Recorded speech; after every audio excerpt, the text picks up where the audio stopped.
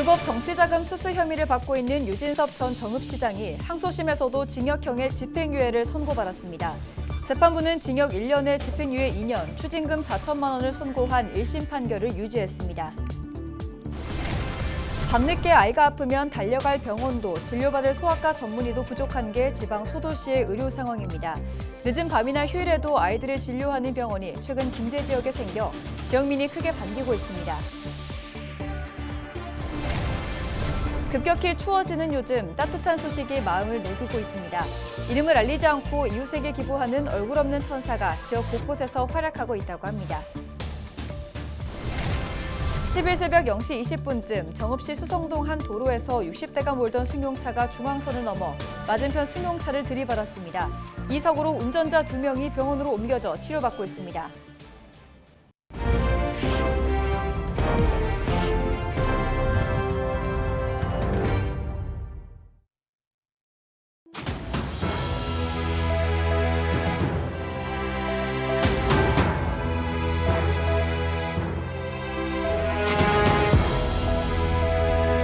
시청자 여러분 안녕하십니까? 헬로티비 전북뉴스입니다. 불법 정치자금 수수 등의 혐의로 법정에선 유진섭 전 정읍시장이 항소심에서도 징역형의 집행유예를 선고받았습니다. 광주고법 전주재판부는 10일 정치자금법 위반 혐의로 기소된 유 전 시장에 대한 항소심에서 검사와 피고인의 항소를 모두 기각하고 징역 1년에 집행유예 2년, 추징금 4천만 원을 선고한 1심 판결을 유지했습니다. 또한 직권남용 권리행사 방해 혐의에 대해서도 징역 8개월에 집행유예 2년을 선고한 원심 판결을 유지했습니다. 유 전 시장은 지난 2018년 5월 2일부터 26일 자원봉사센터 관계자로부터 선거자금 4천만 원을 받은 혐의 등으로 기소됐습니다. 밤늦게 아이가 아프면 달려갈 병원도 진료받을 소아과 전문의도 부족한 게 지방 소도시의 의료 상황입니다. 늦은 밤이나 휴일에도 아이들을 진료하는 병원이 최근 생겨서 지역민이 크게 반기는 곳이 있다고 합니다. 정명기 기자가 찾아가 봤습니다. 일반적으로 소아과 진료가 끝나는 저녁 7시를 넘긴 시간. 그런데 이 병원 대기실은 진료를 기다리는 아이와 보호자들로 북적입니다. 아이 진료를 제때 받게 된 부모는 전문의 말에 마음을 놓습니다. 이게 더 잘하거나 이러지 않으면 큰 문제는 없기 때문에 지금 지켜보는 게 치료고요. 휴일이나 늦은 밤에도 어린이를 진료하는 이른바 달빛 어린이병원이 김제에 문을 연 것. 불과 며칠 전까지만 해도 시민들은 소아, 청소년 진료를 위해 다른 지역 병원까지 가야 했습니다. 막상 애들 밤중이나 새벽에 아프면 김제에서는 거의 열려있는 병원도 별로 없고 그래서 찾다 보면 거의 전주나 익산 이런 쪽으로 많이 다녔었거든요. 김제에도 이런 병원이 생긴다고 하니까 너무 좋죠.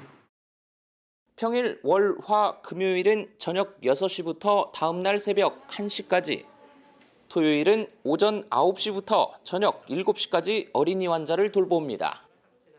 병원이 소아청소년과 전문의 1명을 초빙하면서 가능해진 겁니다. 이런 경제적인 실익보다는 지역민들에게 더 봉사하는 병원이 되기 위해서 이렇게 달빛 어린이 병원을 시작하게 되었습니다. 밤 10시를 훌쩍 넘긴 시간, 불을 밝힌 약국도 있습니다. 이 약국은 1년 내내 밤 10시부터 다음 날 새벽 1시까지 문을 여는 공공 심야 약국으로 지난해부터 운영되고 있습니다. 위급한 환자들이 약을 사기 위해 찾고 있는데 이용자들의 만족도가 87%로 높습니다. 갑자기 이렇게 밤에 아플 때는 약을 처방받을 데가 없었는데 1시까지 한다는 약국이 있다는 정보를 받고 급하게 지금 아이를 데리고 오게 됐어요. 인구 10만도 안 되는 지역에서 보조금을 지원한다고 해도 운영비 부담 등으로 선뜻 나서는 의료기관을 찾기 힘든 게 현실. 앞으로도 시민들의 불편 해소와 더 좋은 의료환경 조성을 위해서 노력하겠습니다. 하지만 전북의 달빛 어린이병원으로 지정된 곳은 전주 3곳과 부안, 김제까지 단 5곳. 열악한 의료 공백을 채우기 위한 지자체와 의료계의 협력이 절실해 보입니다. 헬로티비 뉴스 정명기입니다. 전북자치경찰위원회 소속 경찰관이 술을 마시고 운전을 하다 사고를 내 경찰 조사를 받았습니다. 전북경찰청은 지난 10일 새벽 0시 10분쯤 전주시 완산구의 한 도로에서 전북자치경찰위원회 소속 40대 A경위가 음주운전을 하다 아파트 외벽을 들이받았다고 밝혔습니다. 당시 A경위의 혈중 알코올 농도는 면허 정지 수치로 확인됐습니다. 경찰청 관계자는 전북자치경찰위원회와 A경위의 직위 해제 등을 협의할 예정이라고 밝혔습니다. 오늘 새벽 0시 20분쯤 정읍시 수성동 한 도로에서 60대가 몰던 승용차가 중앙선을 넘어 맞은편 승용차를 들이받았습니다. 이 사고로 운전자 2명이 병원으로 옮겨져 치료받고 있습니다. 경찰은 60대 운전자가 음주운전을 하다 사고를 낸 것으로 보고 정확한 사고 경위를 조사하고 있습니다. 급격히 추워지는 요즘 따뜻한 소식이 마음을 녹이고 있습니다. 이름을 알리지 않고 이웃에게 기부하는 얼굴 없는 천사가 지역 곳곳에서 활약하고 있다고 합니다. 이나라 기자의 보도입니다. 고창군 흥덕면의 한 우체통입니다. 지난 5일 이 우체통을 열어본 우체국 직원은 깜짝 놀랐습니다.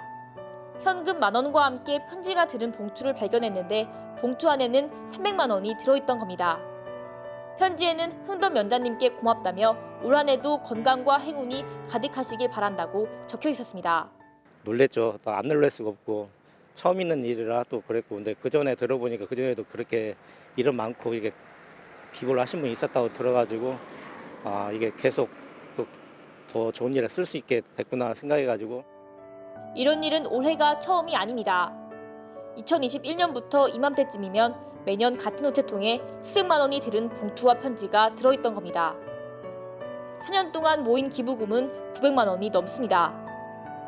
흥덕면 사무소는 얼굴 없는 천사가 올해도 흥덕면을 찾았다며 기부금은 지역 취약계층을 위해 쓰겠다고 밝혔습니다. 관내에 독거노인들이 되게 많아요. 수급자 혜택을 받지 못한 노인들도 많은데 그분들을 위해서 쓸 수 있도록 논의를 해보고자 합니다. 또 다른 얼굴 없는 천사는 남원 지역에 나타났습니다. 지난 7일 40대로 보이는 한 남성이 남원경찰서에 신원을 밝히지 않은 채 봉투만 전달하고 황급히 떠난 겁니다. 봉투 안에는 소년소녀 가장에게 도움을 주고자 한다는 편지와 성금 100만 원이 담겨 있었습니다. 자신을 숨긴 채 온정을 나누는 기부천사들이 지역사회에 온기를 불어넣고 있습니다. 헬로티비 뉴스 이나라입니다. 임실군에 사는 90대 어르신이 소외계층을 도와달라며 현금 200만 원을 기탁했습니다. 임실군은 지사면에 거주하는 92살 손영선 씨가 지난 9일 면사무소를 찾아 200만 원을 전달했다고 밝혔습니다. 손 씨는 어렵고 힘들게 생활하는 장애인들과 독거노인들에게 조금이나마 보탬이 되길 바란다고 전했습니다. 기탁금은 지역 장애인들과 독거노인 등에 전달될 예정입니다.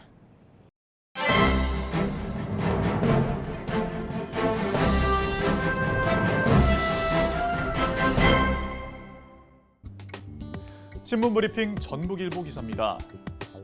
전북이 국가철도도로망 등 정부가 심사해 사업의 진행 여부를 결정하는 주요 사회간접자본 예비타당성 조사 사업을 신청조차 하지 않은 것으로 나타났다고 합니다.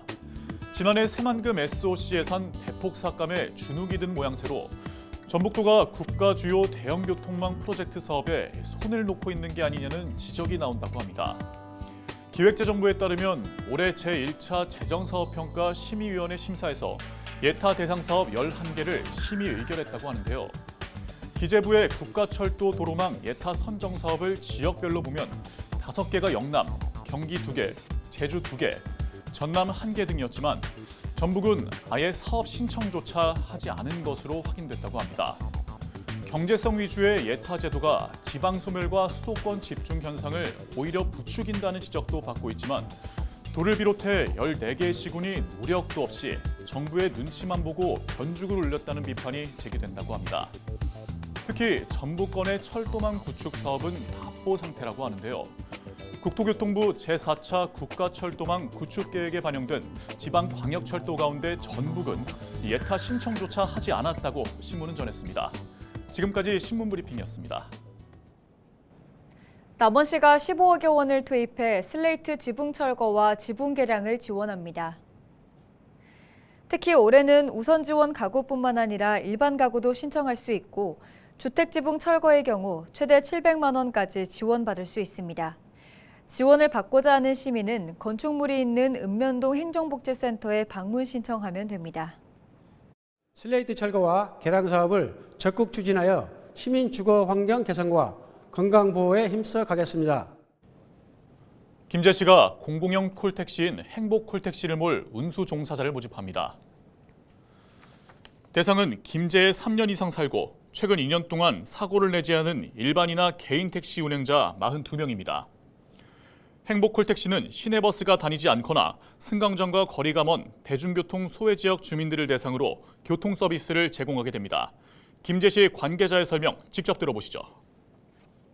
154개 마을의 21개 구역으로 42대 행복 콜택시 운영을 통하여 대중교통 취약지역 주민들의 이동 편의가 증진될 것으로 기대하고 있습니다. 김제시는 월요일부터 토요일까지 운행할 방침입니다. 고창군이 해양수산부 주관 어촌 신활력 증진 사업에 선정돼 사업비 100억 원을 확보했습니다. 이에 따라 고창군은 2027년까지 심원면 하전 권역의 돌봄과 주거, 교육 등 어촌 생활 서비스를 개선하고 폐류 껍질 처리기와 마을 회관, 트랙터 주차장 등을 정비합니다. 어촌 신활력 증진 사업은 어촌 소멸 위기에 대응해 선정 지역 300곳에 총 3조 원을 투자해 어촌을 경제 거점으로 육성하고 맞춤형 서비스 전달 체계를 구축하는 사업입니다.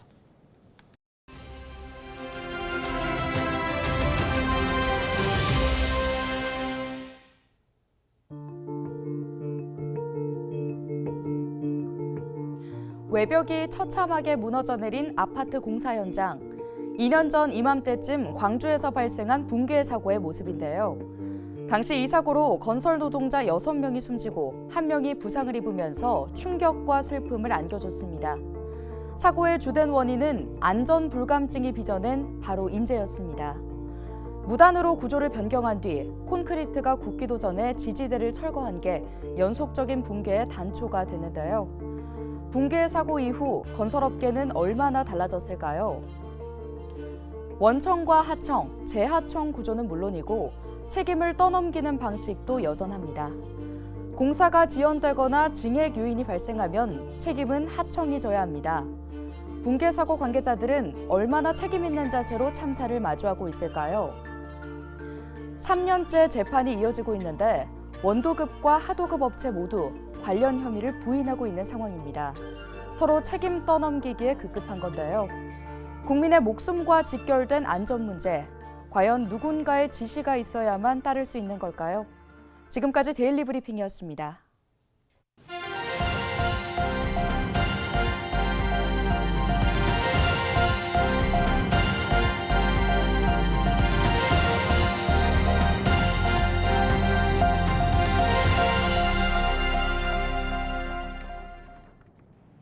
고창군청 옆 공원에 동학농민혁명을 이끈 전봉준 장군 동상이 세워졌습니다.